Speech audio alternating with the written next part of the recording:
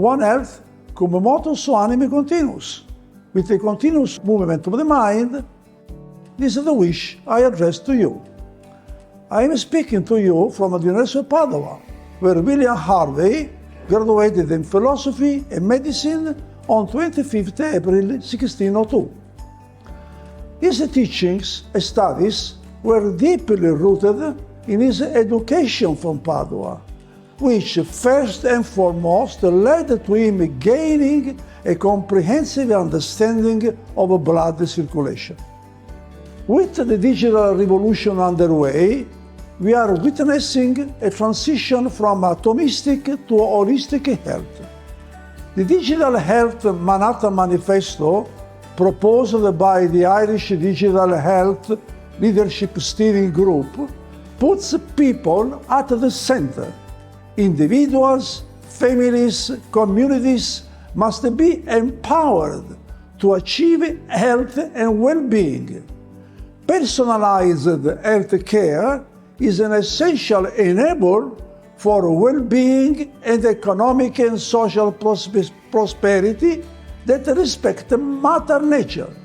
To achieve this, we must shift care from hospital to the community, closer to home, stay left, shift left. A personal digital platform that systematically collects and integrates high-quality data is critical in achieving longer and healthier lives for all. The Manhattan Manifesto was joined by One Health, a book that brings together a diverse collection of authors. I sincerely thank the colleagues who took part for their creative engagement. The digital revolution is a cultural revolution that enhances the value of made in science, a theme I addressed in the essay Science Presch.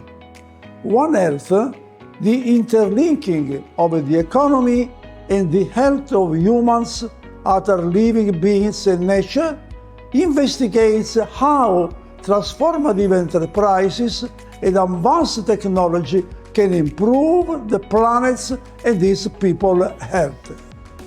In science entrepreneurship, I argue that forward-thinking scientific entrepreneurs are well placed to take advantage of recent breakthroughs ranging from genetic sequencing to smartphone applications, innovations that have entered our life at a breakneck speed. The transition from atomistic health to holistic health is a radical cultural change. With an all-new dictionary, the phrases of holistic health are devised. The life of innovation is shaped like an S-curve. Dramatically change the trajectory of a society, economy, business, industry. In the past, language, then the printing press, internet, nowadays artificial intelligence, and One Health, which means One Health for billions of people. Knowledge and intelligence, ingenuity and science lead us toward paths that could not yet be imagined. This overview shows the fatigue of atomistic health and the emergence of holistic health. Atomistic and holistic health are two different approaches to understand and promoting health. The atomistic approach views the body as a collection of distinct parts, each treated independently. On the other hand, the holistic approach considers the body as a whole system and emphasizes the interconnectedness of all its parts. The atomistic approach treats specific disease or conditions. Atomistic health often resort to drugs or surgery. Vice versa, the holistic approach promotes general health and well-being. Holistic health includes lifestyle changes such as diet, exercise, and stress management. In the atomistic health scenario, protagonists are experts of incrementalism, probability, forecasting, tendentialism, and quoted farmers who pick the low fruits that hang from the tree. Let's look at the age tree. The population gets older. There is a need for more medical care. In the lower part of the tree, many juicy fruits to collect. Out of a metaphor, a lot of money. Atomistic health farmers reap enormous benefits. Holistic health shows an upside-down tree. Above, the cultural roots of health, personalization, and prevention are visible. The experts descend to the bottom of the well of their discipline. Once at the bottom, they know everything about nothing, as the state of the art has changed dramatically.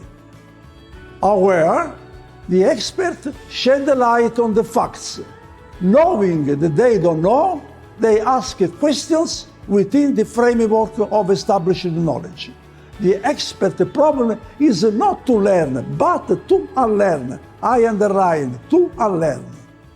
In the threshold of significance, there is an abundant pocket of resources available to navigate from the comfortable island to the island where extraordinary things happen, thanks to the shift-left strategy, which is aimed at providing the highest quality of life at the lowest possible cost, advocated by Professor Martin Carley. Nevertheless, the experts shy away from making the crossing. The ideactionaries, those who ideate and act on ideas in a revolutionary way, guide the transition from atomistic to holistic health. The ideactionaries imagine anything and create the impossible. Their unleashed power changes the modes of thinking about entrepreneurship. By intuition, they act on things that they don't know they know. As explorers, on things that they don't know they don't know. At the tipping point, the unexpected becomes expected. Radical change is more than a possibility. Contrary to our expectation, it's a certainty. When health is no longer an incident, it becomes relevant. Once ideas are put into action, the ideactionaries turn into transformers who reject the standards of today's society, believing that imposed social norms and cultivated expectations have become obsolete. They found transformative enterprises, those companies that make leaps to avoid the stalemate caused by rules dictated by custom and knowledge so rigid as to be dogmatic. They climb the heuristic health curve. Ideactionaries and transformers embarking on the ship that, in homage to the philosopher Nicolas Vecusa, is named Learned Ignorance, which I renamed Creative Ignorance, disembark in the new world of holistic health. They are attracted by illogical scenes, strange creatures, surprising elements, and unexpected juxtapositions. They are surprised to see the tree of entrepreneurship turn upside down. The roots above, clear visible, show the culture of a transformative entrepreneurship.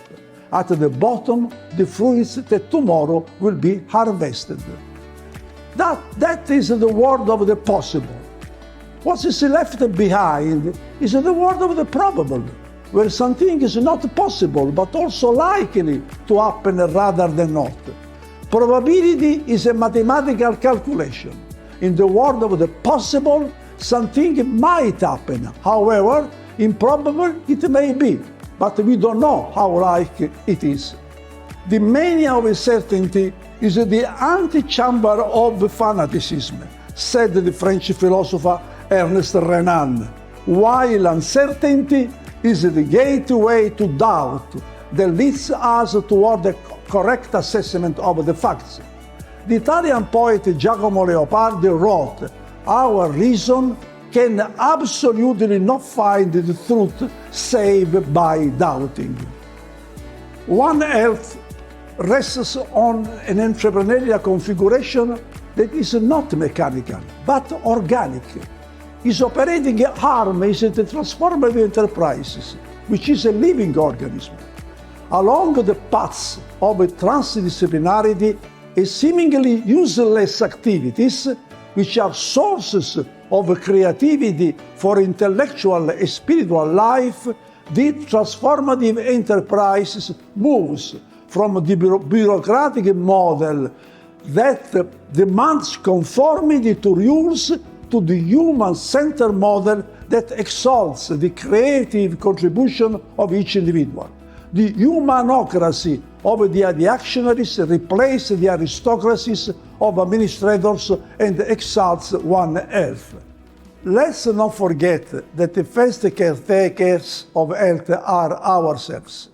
If we do not know how we function physically and mentally, we cannot make a collective social, economic, and environmental systems work well.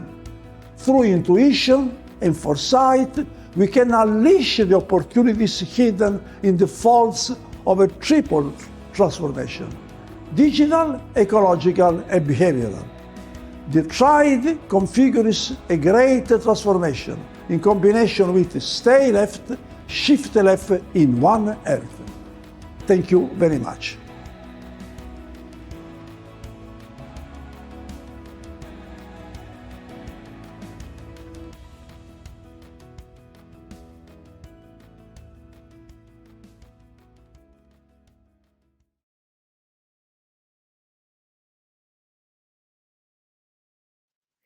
Hi everyone, Gareth Presch, CEO of the Global Social Prescribing Alliance, and I'm going to give you a short introduction and presentation to the Global Social Prescribing Alliance and the work we're doing to support the health system, to strengthen it, to improve people's health and well-being, to create new and meaningful jobs, and to also deliver the Sustainable Development Goals.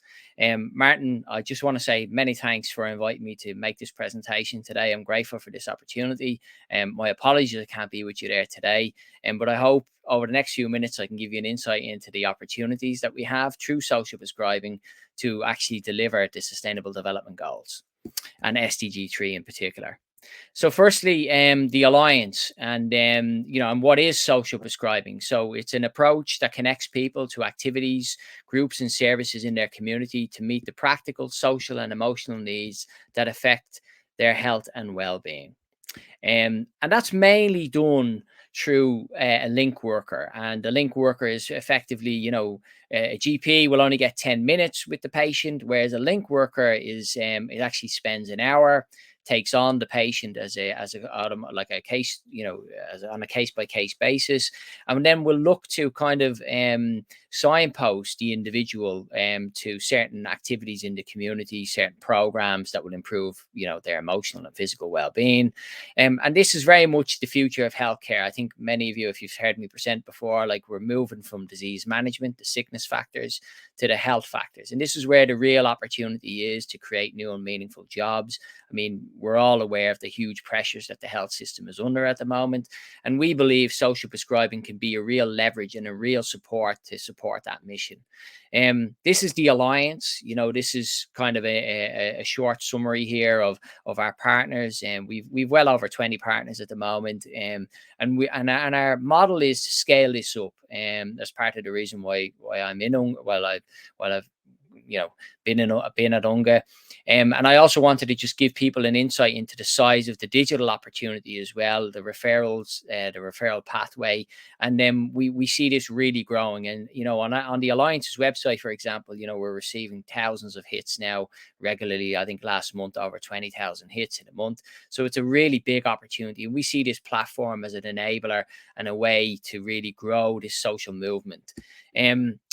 Some of the highlights I'll flick through here. You'll see we launched it. The formal launch was by the UK Secretary of State. You know, and we've had so much success with this modeling. We initially started as, you know, partnerships. We had a group of members of the Alliance, National Academy of Social Prescribing, and WHO, and other members. And we've had, you know, great forums to promote this. And we had a G20, you know, the Global Solutions Summit in 2021. Myself and James Sanderson and other colleagues, we presented a policy brief around moving forward during COVID while implementing SDG 3, which included the Global Social Prescribing Alliance. Just some of the activities that we've been working with our member states with, and, you know, our colleagues around the world. We've got real traction in this approach. You know, again, just giving you a wider insight, we've published a student framework on social prescribing. The social movement, as I mentioned, behind social prescribing, I mean, James sums it up here. The social movement behind social prescribing has been generated by the students, and this is medical students passionate to improve health and well-being, continues to grow rapidly. And this framework will enable even more people to get involved in the work to transform lives. I mean, the students really are embracing this. I think this is very encouraging, particularly as we struggle to recruit and retain staff. So, you know, this is a new way, a new model, a new way of doing business. And I think it's really needed. I'll touch on the playbook. You can download these playbooks as well from our website, and the 6 kind of key principles. You know, we want to create a universal narrative for redefining health and well-being through rethinking medicine, personalized care, and social prescribing in support of good health and well-being, SDG 3. We want to deliver clinical leadership through the development of a global network of clinical champions. We're creating an innovative community development approaches, focusing on existing assets and sustainable financial structures. That's the economic model. And that's very much around creating new financial models, working with, you know, investors, and looking at blended financing, setting up funds.